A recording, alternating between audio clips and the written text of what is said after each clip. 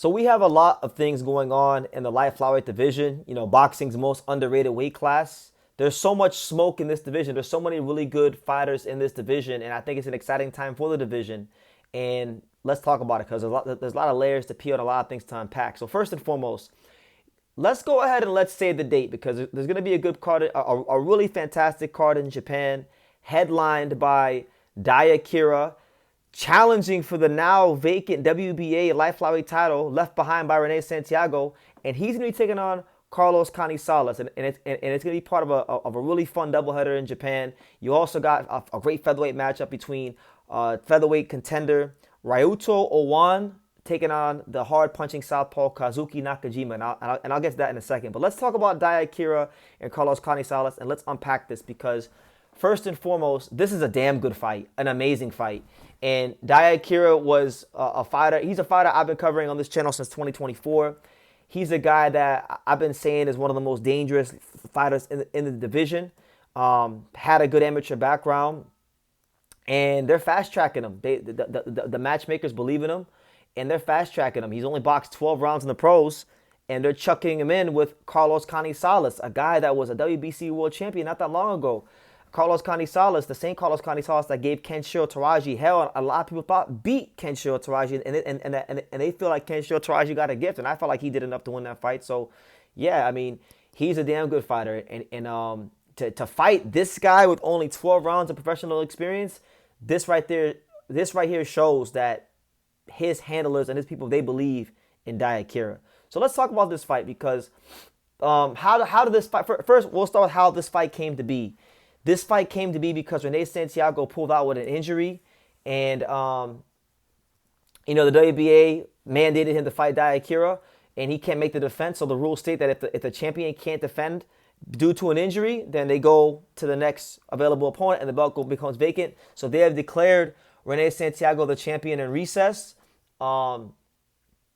And that's how this fight got made, right? Now, personally, I do think that Rene Santiago is probably going to take a fight in Puerto Rico at some point. He really wants to fight in Puerto Rico. And I do think that All-Star Boxing is going to make him fight Yugo Osaki for the WBO title. That's just my opinion, but we'll see how it goes there.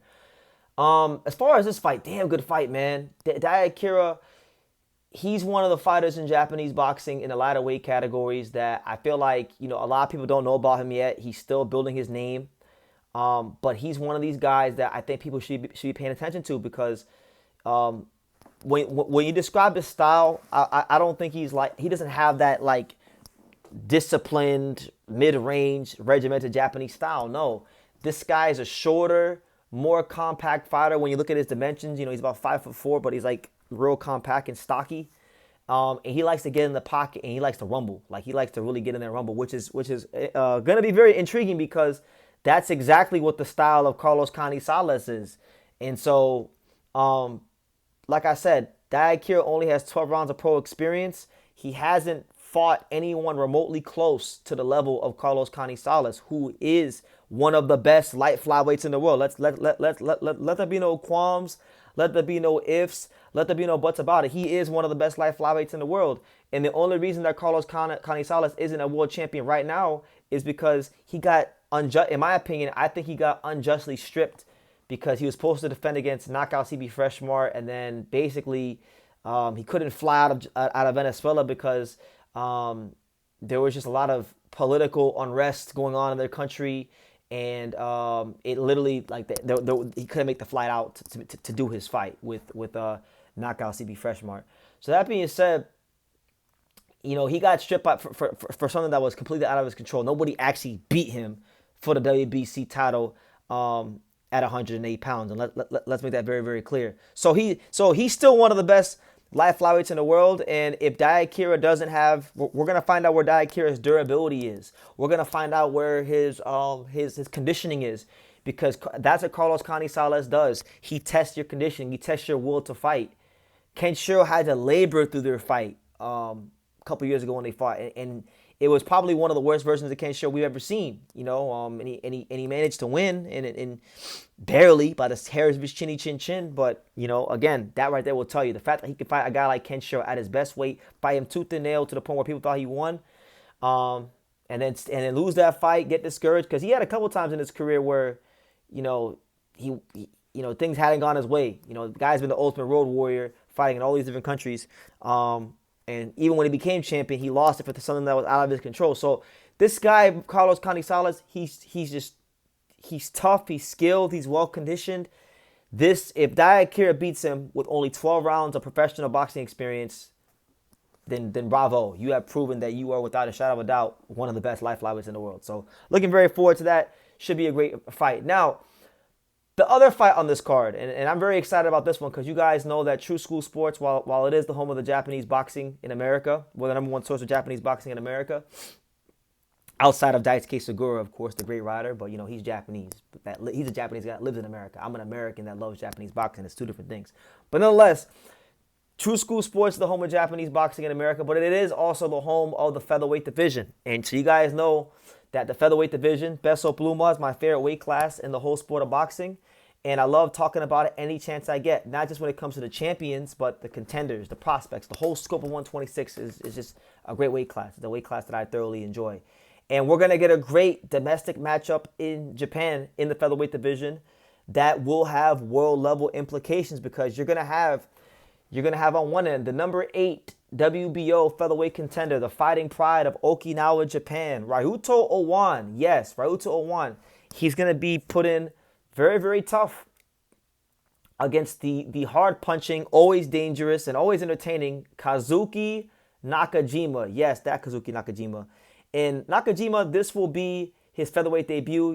Nakajima's always been a 122-pounder. He fought TJ Doheny, lost to him, got knocked out by him. He fought Keita Kuwahara, got knocked out by him. And then he fought Seiya Sutsumi to a draw in a fight I thought he lost. But he's been a very successful high-level domestic Japanese fighter, fringe war-level 122-pounder at best. I remember when he knocked out Juiki Tatsuyoshi 2 years ago. And I watched that fight on Japanese television while I was over there, so that was pretty special. But really interesting fight because Owan is one of those guys that he hasn't really been. I mean, his last fight was in October of last year, so it'll be almost a year since his last fight, and he's lost some standing in the division as far as rankings are concerned because he was ranked in the top 5 of the division. His ranking has dropped some bit in my estimation because of his inactivity. So a win here will not only get him back into a better position to fight for a world title, but also get him some more credibility and profile in Japan because Nakajima is known. I mean, Nakajima's been in some big fights domestically. He's an Ohashi fighter.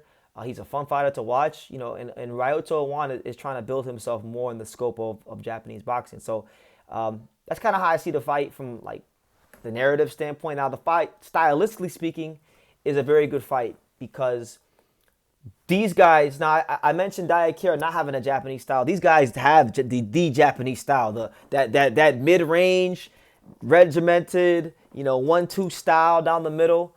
That very aggressive Bushido mid-range style that Japanese fighters love to fight in. Both these guys have it, but I would say the difference between them is that I think Ryuto Owan is more of a guy that will lead the exchange, as to where Kazuki Nakajima is more of a guy who looks to counterpunch. So that's the difference in the fight to me. And the fight's going to be about really who is the more sound fighter defensively. Ryuto Owan in his biggest fight to date, when he knocked out the Korean Jung Seong Kang, Jung Seong Kang was a counterpuncher, and he showed the ability to be able to break down a counterpuncher in that fight and overwhelm him. Now, Nakajima is a puncher, but he was a puncher at 122. We don't know what the extra 4 pounds, if it's going to carry up or if it's going to make it even better puncher. We'll see how it goes. But one thing we can say about Nakajima, going into the Seiya Sutsumi fight and in his 2 losses, that he's not a durable fighter. He's a guy that can get knocked out, and he's a guy that can be outworked. So that's why I'm going to favor Ryuto Owan to break down and stop Kazuki Nakajima late in this fight. I think, Ryuto Owan's been in less punishing fights. He's shown better durability in his career. He's a guy, too, that really and truthfully I think is the hungrier of the 2 fighters. He's younger. He's in the prime of his career at 28. Nakajima is 33, which is not old, but it's just that this guy is like smack dab in the middle of his prime.